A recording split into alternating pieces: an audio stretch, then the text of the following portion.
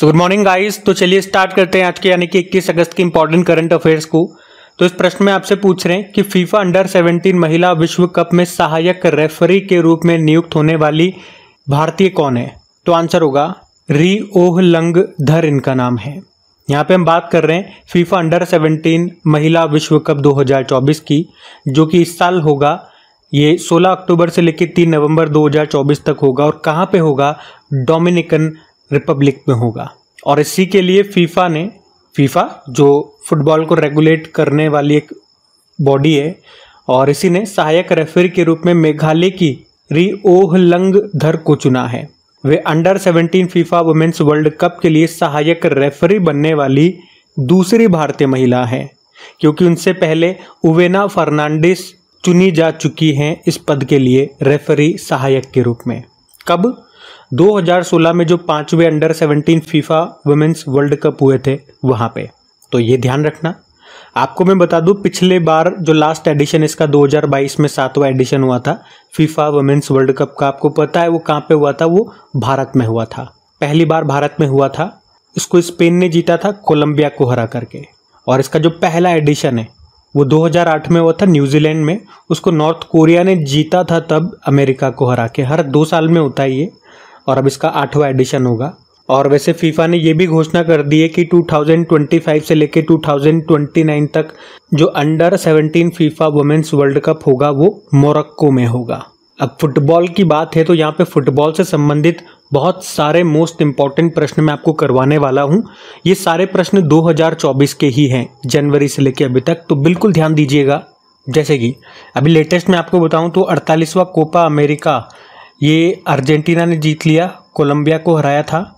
और जो UEFA यूरोपीय फुटबॉल चैंपियनशिप, जिसे आप यूरो कप बोलते हो, 17वां एडिशन था, स्पेन ने जीता है इसको, इंग्लैंड को हराया।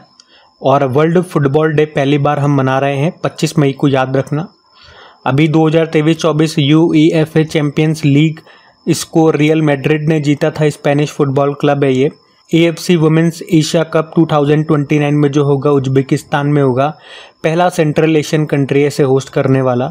और 2026 में ये एशियन कप ऑस्ट्रेलिया में होगा। फीफा वुमेन्स वर्ल्ड कप 2027 ये ब्राज़ील में होगा। और इंडियन सुपर लीग 2023-24 जो हुआ उसको मुंबई सिटी फुटबॉल क्लब ने जीतिया मोहन बागान को हरा के। संतोष ट्रॉफी 2023-24 इसे सर्विसेज ने जीता, गोवा को हराया। और लास्ट जो इसका 132वां एडिशन था डूरंड कप का, उसको मोहन बागान ने जीता, ईस्ट बंगाल को हराया। उसी तरह से south Asian football federation under 19 football championship 2024, इसको भारत और बांग्लादेश दोनों ने जीता, मतलब दोनों को संयुक्त रूप से विजेता घोषित किया गया था। फ्रेंच ओपन फुटबॉल लीग 1 को Paris Saint Germain football club ने जीता। Men's AFC under 23 Asian Cup Japan ने जीता, उज्बेकिस्तान को हराया। ऑल इंडिया फुटबॉल फेडरेशन के हेड कल्याण चौबे हैं। कुछ और पॉइंट्स मैं आपको बताऊं तो अभी BBC sports personality of the year 2023 मेरी एयरअप्स को चुना था, जो इंग्लैंड की हैं। 20वां फीफा क्लब वर्ल्ड कप 2023 जो सऊदी अरब में हुआ था उसको मैनचेस्टर सिटी ने जीता। बैलन डी'ओर पुरस्कार अगर बात करें, पुरुषों में लियोनेल मेसी को मिला और महिलाओं में एटना बोनमाटी को, जो कि स्पेन की है। फीफा मेंस वर्ल्ड कप 2022 में जो 22वां संस्करण था कतर में हुआ था, शुभंकर मैस्कोट था लाइव और जीता था, अर्जेंटीना ने फ्रांस को हराया था।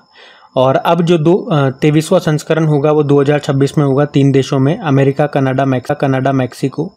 और जो 25वां संस्करण 2034 में होगा वो सऊदी अरब में होगा।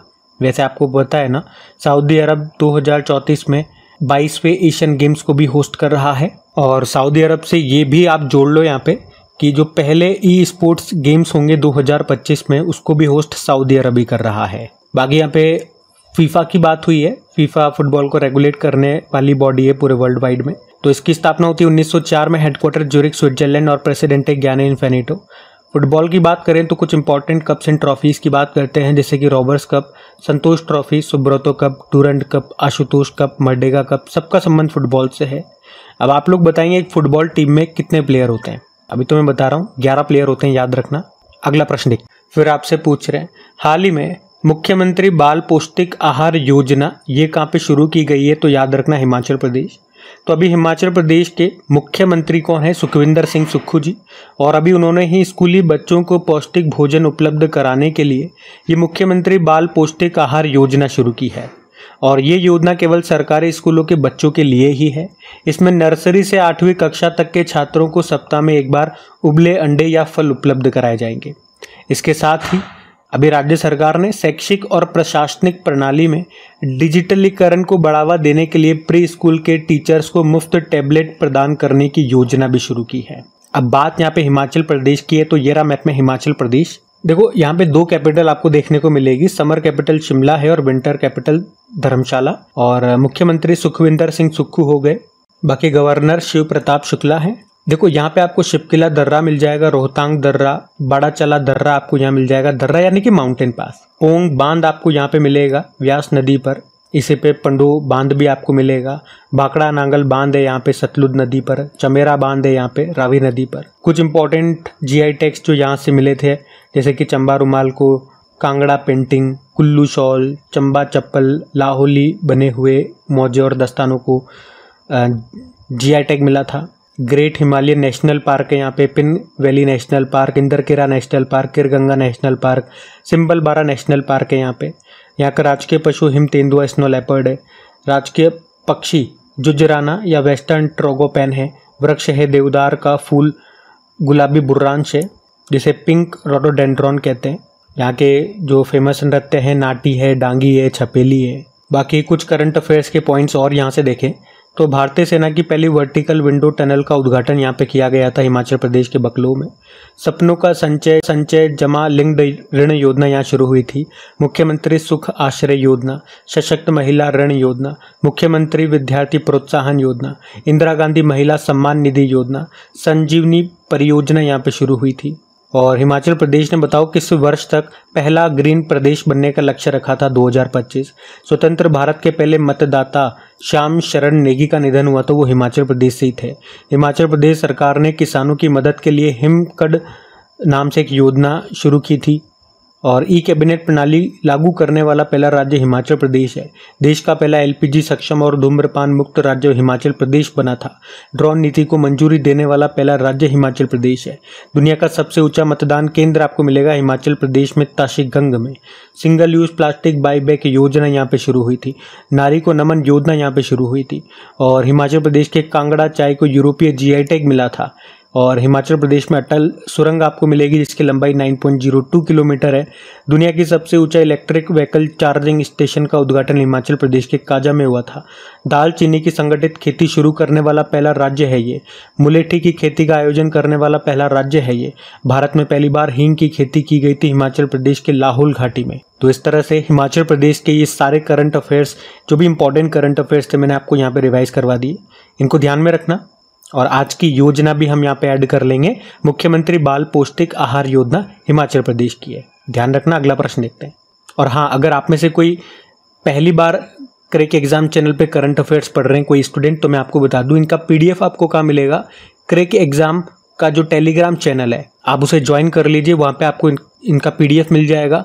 जो भी वीडियो अपलोड होते हैं उसका नोटिफिकेशन आपको वहाँ से मिल जाएगा। अगर आप उसे ज्वाइन करोगे तो आपको नोटिफिकेशन मिल जाएगा जब भी PDF या वीडियो अपलोड होगा। तो टेलीग्राम का लिंक नीचे डिस्क्रिप्शन बॉक्स में आपको मिल जाएगा, वहाँ जा करके आप उसे ज्वाइन कर लीजिए। बाकी अगर सेशन अच्छा लगता है तो प्लीज़ वीडियो को दोस्तों के साथ में और स्टडी ग्रुप में एक बार शेयर ज़रूर कीजिएगा। अभी तक आपने वीडियो को लाइक नहीं किया होगा, मुझे पता है, वीडियो को लाइक ज़रूर कर देना। आज की इस वीडियो का हम लाइक का टारगेट रखते हैं 5000 लाइक का, तो वीडियो को लाइक ज़रूर कीजिएगा। चलो अगला प्रश्न फिर पूछ रहे हैं, हाल ही में महाराष्ट्र का पहला सोलर विलेज ये कौन सा बन गया है? तो आंसर होगा मन्याचिवाड़ी। तो अभी महाराष्ट्र के जो मुख्यमंत्री हैं एकनाथ शिंदे, उन्होंने राज्य का पहला सोलर विलेज का उद्घाटन किया है। कौन सा है? मन्याचिवाड़ी विलेज, महाराष्ट्र के सतारा जिले में है ये। सोलर विलेज से क्या मतलब हो गया? मतलब यहाँ पे हर घर में सोलर रूफटॉप लगा दिया गया है, मतलब हर घर की छत पे सोलर सिस्टम लगा दिया गया, उसी से बिजली बनेगी, बाहर से इनको बिजली लेने नहीं पड़ेगी। तो ये है सोलर विलेज का मतलब। अब यहाँ पे सोलर से संबंधित बहुत ही महत्वपूर्ण प्रश्न जितने भी आपने डेली करंट अफेयर्स में पढ़े होंगे अलग अलग दिनों में, सारे के सारे एक साथ में यहाँ पे रिवाइज कराऊंगा, तो बिल्कुल ध्यान से सुनना। जैसे कि देखो, भारत का पहला सौर ऊर्जा संचालित गांव कौन सा बना था? ये गुजरात का मोढेरा गांव बना था। तो ये तो भारत का पहला था, और जो आज हमने पढ़ा है वो महाराष्ट्र का पहला है। बाकी दिल्ली एयरपोर्ट ये बना था पूरी तरह से हाइड्रो और सौर ऊर्जा से चलने वाला भारत का पहला एयरपोर्ट। देश का पहला सोलर रूफटॉप सिस्टम का उद्घाटन ये गांधीनगर गुजरात में किया गया था। दुनिया का सबसे बड़ा फ्लोटिंग सोलर पावर प्लांट ये बनेगा मध्य प्रदेश के खंडवा जिले में नर्मदा नदी पर ओमकारेश्वर बांध पे। अभी तो यहाँ पे 90 मेगावाट की कैपेसिटी से ये शुरू हो चुका है और इस तरह से ये नॉर्थ इंडिया का तो सबसे बड़ा फ्लोटिंग सोलर पावर प्लांट बन गया है, लेकिन धीरे धीरे इसकी कैपेसिटी बढ़ेगी और इस तरह से ये दुनिया का सबसे बड़ा बन जाएगा। देश का पहला सोलर सिटी ये सांची मध्य प्रदेश बना, और जो दमन दीव है उसमें जो दीव शहर है वो दिन के दौरान पूरी तरह से सौर ऊर्जा से चलने वाला भारत का पहला शहर बना था। भारत की पहली ग्रीन सोलर पावर फैक्ट्री बनेगी उत्तराखंड में, ल्यूमिनस पावर टेक्नोलॉजी बनाएगा। प्रधानमंत्री कुसुम योजना, अच्छा इसमें ध्यान रखना ये प्रधानमंत्री कुसुम योजना मैंने आपको फरवरी 2019 बताया था, तो इसको थोड़ा सा करेक्ट करना, ये शुरू हुई थी मार्च 2019 में, ठीक है। बाकी भारत का पहला सोलर साइकिलिंग ट्रैक ये बना है हैदराबाद में, जिसकी लंबाई है 23 किलोमीटर। और दुनिया का पहला पूरी तरह से सौर ऊर्जा से चलने वाला हवाई अड्डा, ये आपको पता ही होना चाहिए, कई बार एग्जाम में भी आ चुका है, कोचीन इंटरनेशनल एयरपोर्ट है। और अभी प्रधानमंत्री सूर्य घर मुफ्त बिजली योजना ये शुरू हुई थी 15 फरवरी 2024 को। तो ये सूर्य से सोलर से संबंधित ये सारे प्रश्न है। अच्छा, सूर्य हमारा जो पहला सूर्य मिशन है वो आदित्य L1 है, चलो वो पॉइंट में यहाँ पे हम ऐड कर लेंगे। हमारा आदित्य L1 भारत का पहला सूर्य मिशन है। अब आप मुझे ये बता दो उसको हमने किस लॉन्च व्हीकल से लॉन्च किया था और कब लॉन्च किया था ये भी बताओ। हम अगला प्रश्न देखते हैं। फिर पूछ रहे हैं अभी हाल ही में सद्भावना दिवस कब मनाया गया, तो आंसर होगा 20 अगस्त को। तो हर साल 20 अगस्त को सद्भावना दिवस के रूप में मनाते हैं। क्यों या किसके लिए मनाते हैं अगर पूछें तो सद्भावना दिवस इसे पूर्व प्रधानमंत्री राजीव गांधी की जयंती के दिन मनाया जाता है, उनका जन्मदिन होता है 20 अगस्त को, इसीलिए ये दिन मनाते हैं।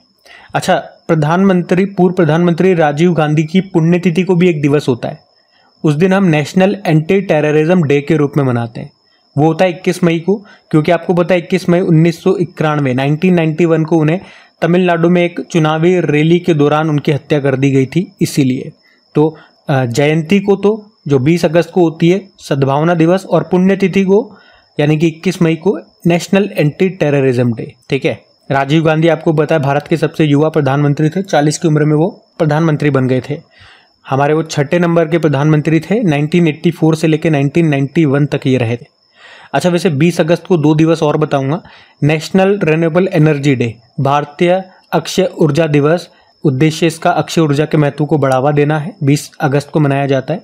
और 20 अगस्त को वर्ल्ड मॉस्किटो डे भी होता है, मच्छर दिवस। ये क्यों मनाते हैं? क्योंकि एक ब्रिटिश वैज्ञानिक थे डॉक्टर रोनाल्ड रॉस, उन्होंने सबसे पहले 20 अगस्त 1897 में ये खोजा था कि जो मलेरिया का पैरासाइट है, मलेरिया का जो परजीवी है, वो मादा एनाफिलीज मच्छर के पेट में पाया जाता है, इसीलिए 20 अगस्त को ये वर्ल्ड मॉस्किटो डे के रूप में मनाते हैं। 20 अगस्त को 3 दिवस हमने देख लिए, ध्यान में रखना, इंपॉर्टेंट है। चलो, अगस्त के जितने भी अभी तक इंपॉर्टेंट डेज हमने देखे, एक बार मैं आपको क्विक रिवाइज करवा दूं। तो 1 अगस्त को 4 दिवस थे हमारे पास। राष्ट्र पर्वतारोही दिवस, world wide web day, world lung cancer day, Muslim महिला अधिकार दिवस। 3 अगस्त को इंडियन ऑर्गन डोनेशन डे, 6 अगस्त को हिरोशिमा दिवस, 7 अगस्त को नेशनल हैंडलूम डे, 7 अगस्त को भाला फेंक दिवस, 8 अगस्त को भारत छोड़ो आंदोलन दिवस, अगस्त क्रांति दिवस भी इसे बोलते हैं, या क्विट इंडिया मूवमेंट डे। 9 अगस्त को अंतर्राष्ट्रीय आदिवासी दिवस, 9 अगस्त को नागासाकी डे, 10 अगस्त को वर्ल्ड लायन डे और वर्ल्ड बायोफ्यूल डे भी था उस दिन। 12 अगस्त को वर्ल्ड यूथ डे और वर्ल्ड एलिफेंट डे भी होता है। 13 अगस्त को वर्ल्ड ऑर्गन डोनेशन डे, 14 अगस्त को विभाजन विभीषिका स्मृति दिवस के रूप में मनाया। और अभी 19 अगस्त को एक तो वर्ल्ड फोटोग्राफी डे मनाया था, वर्ल्ड ह्यूमैनिटेरियन डे, विश्व मानवतावादी दिवस, और संस्कृत दिवस के रूप में मनाया था। तो ये अगस्त के अभी तक के इंपॉर्टेंट डेज हो गए, इनको ध्यान में रखना। अगला प्रश्न देखते हैं। फिर पूछ रहे हैं अभी हाल ही में दुनिया की सबसे उम्रदराज इंसान जिनका नाम था मरिया ब्रान्यास मोरेरा, इनका निधन हो गया। पूछ रहे वे किस देश की थी, तो वो स्पेन की थी।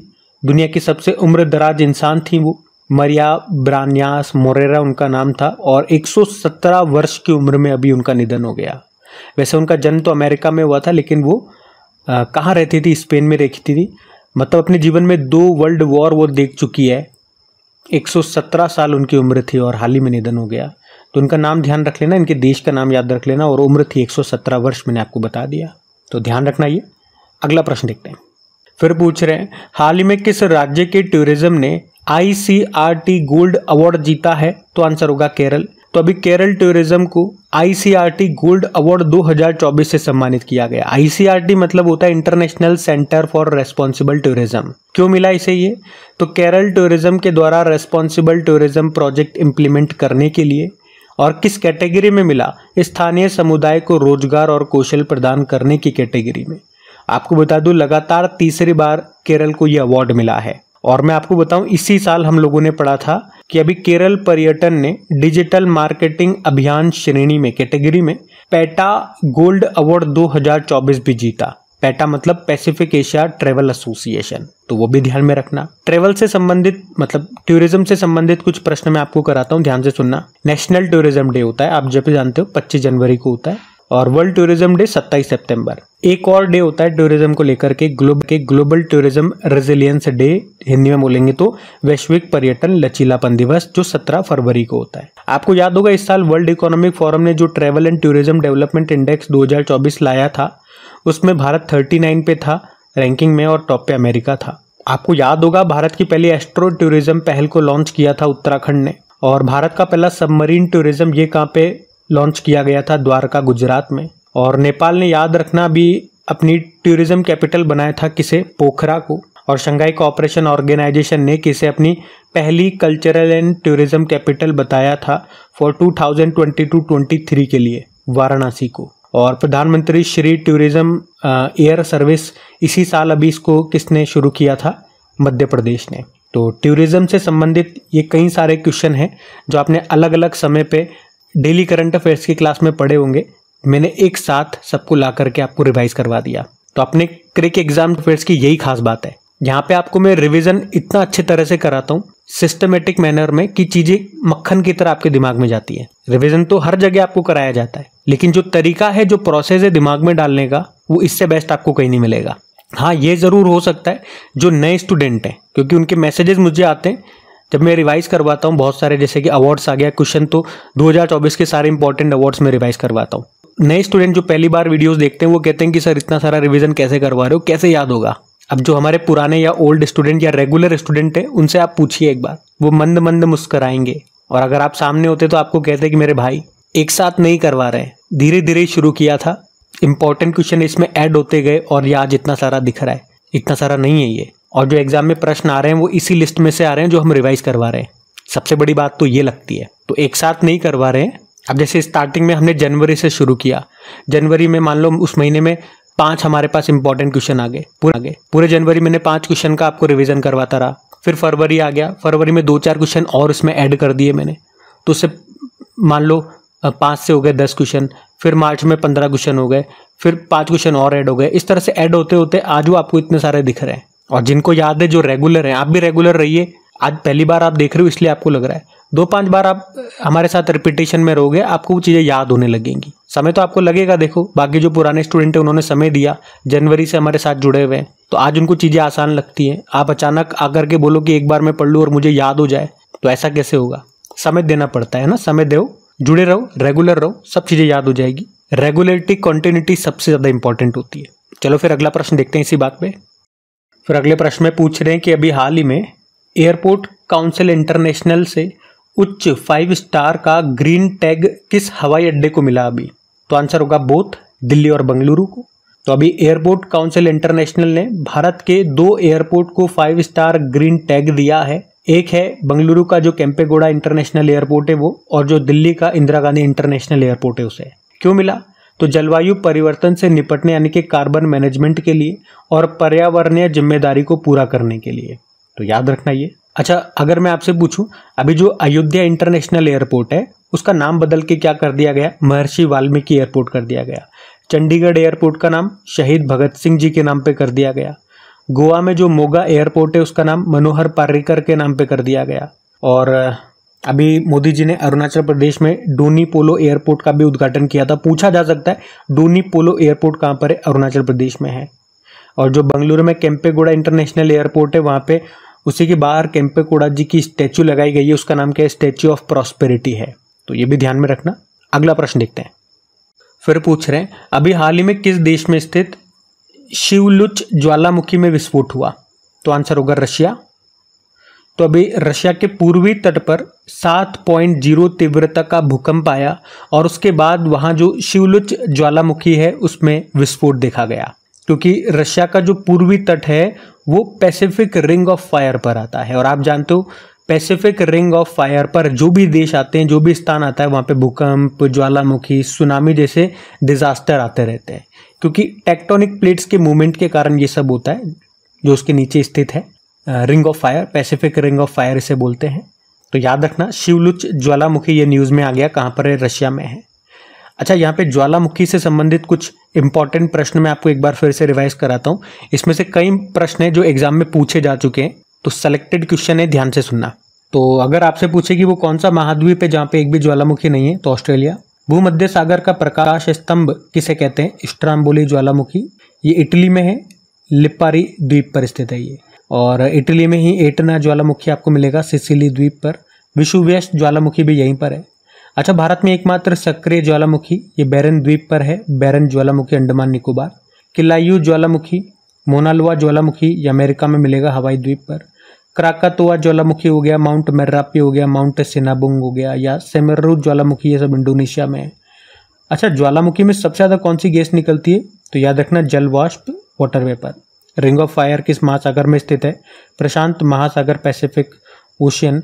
और पृथ्वी का सुरक्षा वॉल्व किसे कहते हैं? ये प्रश्न एग्जाम में आया था, तो आंसर होगा ज्वालामुखी को, वॉल्केनो को। तो ध्यान रखना ये प्रश्न। अगला प्रश्न देखते हैं। फिर पूछ रहे हैं अभी हाल ही में वर्ष 2025 तक भारत की पहली इलेक्ट्रिक माइक्रो कार जिसका नाम है रॉबिन, इसको लॉन्च करने वाली जो कंपनी है विंग्स ईवी, ये कहाँ की है? तो आंसर होगा इंदौर। तो रॉबिन अगर पूछे क्या है, तो भारत की पहली इलेक्ट्रिक माइक्रो कार है। किसने बनाया? विंग्स ईवी, ये इंदौर की कंपनी है। 2025 तक इन्होंने कहा बनकर तैयार हो जाएगी। इसके कई फायदे हैं भाई। इलेक्ट्रिक है तो जीरो पॉल्यूशन होगा, साइज में छोटी है तो कम जगह घेरेगी, यानी कि कम भीड़ भाड़ होगा, और मोटरसाइकिल से बेस्ट ऑप्शन होगा, सेफ्टी भी है। तो याद रखना ये। आपको याद है अभी दुनिया की पहली सीएनजी बाइक भी लॉन्च हुई है, बजाज ने लॉन्च की है, उसका नाम फ्रीडम 125 है, जो सीएनजी और पेट्रोल दोनों से चलेगी। और अभी दुनिया की पहली 3D प्रिंटेड इलेक्ट्रिक एब्रा एक तरह का नाव ही है, 3D प्रिंटेड इलेक्ट्रिक है, दुबई में अभी इसकी टेस्टिंग की गई थी। और पता है आपको 100% विद्युतीकृत रेलवे नेटवर्क वाला भारत का पहला राज्य बना था, यानी 100% इलेक्ट्रिफाइड रेलवे नेटवर्क। कौन सा? हरियाणा। तो ये भी ध्यान में रखना। अगला प्रश्न देखते हैं। फिर पूछ रहे हैं हाल ही में भारत इजराइल ने राष्ट्रीय जल प्रौद्योगिकी केंद्र कहाँ स्थापित करने के लिए समझौता किया? तो आंसर होगा IIT मद्रास। तो अभी भारत और इजराइल ने IIT मद्रास में राष्ट्रीय जल प्रौद्योगिकी केंद्र स्थापित करने के लिए आपस में समझौता किया है। उद्देश्य क्या है ऐसा करने का? तो भारत में जल प्रबंधन का समाधान करना, वाटर मैनेजमेंट, जल प्रौद्योगिकी में नवाचार करना, अनुसंधान और क्षमता निर्माण करना, विशेष रूप से शहरी वाटर सप्लाई के लिए स्थायी समाधान निकालना इसका मुख्य उद्देश्य है। IIT मद्रास से मैं आपको याद दिलाऊं तो आपको याद होगा भारत के बाहर पहला IIT या IIT मद्रास नहीं खोला है। कहाँ पे? अफ्रीका में, जो तंजानिया देश है वहाँ पे, और जिसमें पहले ही महिला डायरेक्टर बनी है, प्रीति अगलायम नाम है। उसके अलावा देश का पहला IIT सैटेलाइट कैंपस ये विकसित होगा उज्जैन में। अभी एयर क्वालिटी की मॉनिटरिंग के लिए आत्मन नाम से एक एक्सीलेंस सेंटर शुरू किया था IIT कानपुर ने। और IIT इंदौर ने आर्मी के जवानों के लिए अभी ई-शूज़ बनाए थे, रियल टाइम उनकी ट्रैकिंग की जा सकेगी इसके ज़रिए। तो ये सारे पॉइंट्स ध्यान में रखना।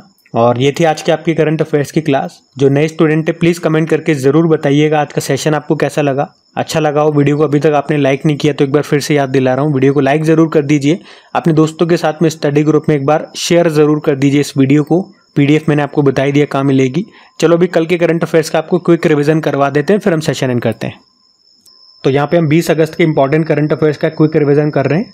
वर्ल्ड फोटोग्राफी डे कब मनाया गया? 19 अगस्त को। 19 अगस्त को वर्ल्ड ह्यूमैनिटेरियन डे, विश्व मानवतावादी दिवस और संस्कृत दिवस भी था।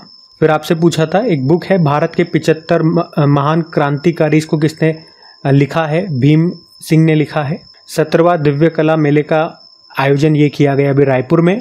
RBI ने किसे तमिलनाडु मर्केंटाइल बैंक के MDCU के रूप में नियुक्त किया? S सुकुमारन नायर को। और कामकाजी महिलाओं के लिए मासिक धर्म अवकाश घोषित करने वाला तीसरा राज्य कौन सा बन गया? तो आंसर होगा उड़ीसा। और अभी किस आईआईटी ने सुंदर पिचई को मानद डॉक्टरेट की उपाधि से सम्मानित किया? आईआईटी खड़गपुर। फिर पूछ रहे हैं सुंदर राजन पद्मनाभन का निधन हो गया, वे पूर्व सेना प्रमुख थे। अमेजन फॉरेस्ट के लिए दुनिया का पहला कार्बन रिमूवल बॉन्ड अभी जारी किया था वर्ल्ड बैंक ने। भारत की कौन सी अकादमी इंटरपोल ग्लोबल अकादमी नेटवर्क में शामिल हो गई? CBI academy. और आखिरी प्रश्न पूछा चिनार बुक फेस्टिवल का आयोजन कहाँ पे किया गया? तो जम्मू कश्मीर में। चलो भी कल का होमवर्क प्रश्न भी देखते हैं और सेशन एंड करते हैं। तो कल के वीडियो में पूछा था गेवरा कोयला खदान कहाँ पर स्थित है, जिसे worldatlas.com के द्वारा दुनिया की दूसरी सबसे बड़ी कोयला खदान का दर्जा मिला। तो ये है छत्तीसगढ़ में। आप सभी ने प्रश्न का बिल्कुल सही उत्तर दिया। अब ये रहा आज का आपका होमवर्क प्रश्न।